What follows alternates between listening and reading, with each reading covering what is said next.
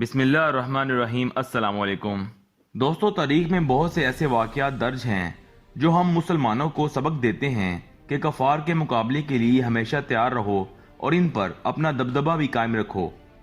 تاریخ میں کچھ ایسے واقعات بھی گزرے ہیں جن کا تذکرہ ہمیں بہت کم سننے کو ملتا ہے یا پھر کسی مصلحت کے تحت ان کا ذکر نہیں کیا جاتا، لیکن آج کی ویڈیو میں ہم ایسے ہی واقعات کا ذکر کریں گے جو کہ تاریخ کے اوراق میں بہت کم سننے کو ملتے ہیں۔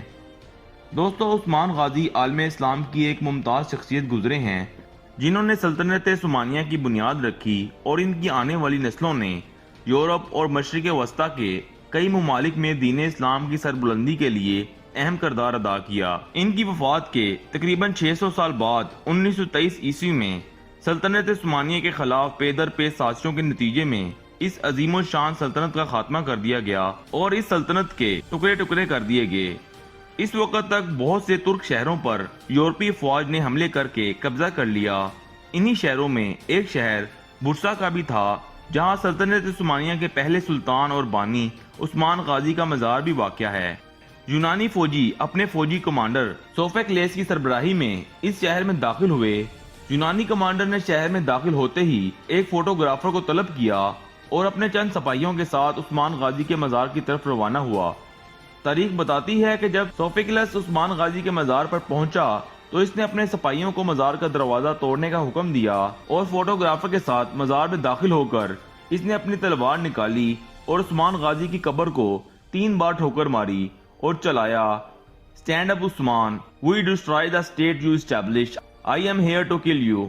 یعنی اٹھو عثمان، دیکھو ہم نے تمہاری قائم کردہ سلطنت تباہ کر دی، میں یہاں تمہیں مارنے کے لیے آیا ہوں۔ پھر اس نے عثمان غازی کی قبر پر پاؤں رکھ کر فوٹوگرافر کو اپنی تصویر اتارنے کا حکم دیا۔ یونانی کمانڈر بولا، "آج ہم نے برسا شہر پر قبضہ کر لیا۔ سلطنت عثمانیہ کا بانی عثمان غازی میرے پاؤں کے نیچے ہے۔ میں نے آج بازنطین کی تباہی کا بدلہ لے لیا۔ اس کے بعد وہ مزار کی بے حرمتی کرتا ہوا باہر نکل گیا۔ یہ ایک ایسا دردناک واقعہ ہے جو آج بھی تاریخ کے صفحات پر بدنما داغ ہے۔ اس واقعے سے آپ یہود و نصارہ کی مسلمانوں کے خلاف نفرت کا اندازہ لگا سکتے ہیں۔ کئی صدیاں گزرنے کے باوجود بھی وہ اپنے دل میں بغض اور کنیہ کو ختم نہ کر سکے۔ اسی لیے قرآن کریم میں اللہ تعالیٰ نے ارشاد فرمایا ہے کہ یہود و نصارہ کبھی تمہارے دوست نہیں ہو سکتے، یہ آپس میں ایک دوسرے کے دوست اور خیر خواہ ہیں، اور جو ان سے دوستی کرے گا وہ انہی میں سے ہوگا۔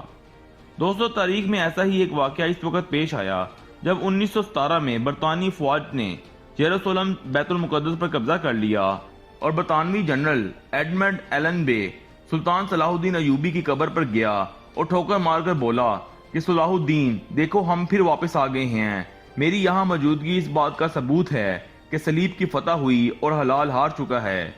اگرچہ یہ واقعات انتہائی المناک اور دردناک ہیں، لیکن یہود و نصارہ کے فریب اور تعصب پسندی ہماری نئی نسل کے لیے جاننا بہت ضروری ہے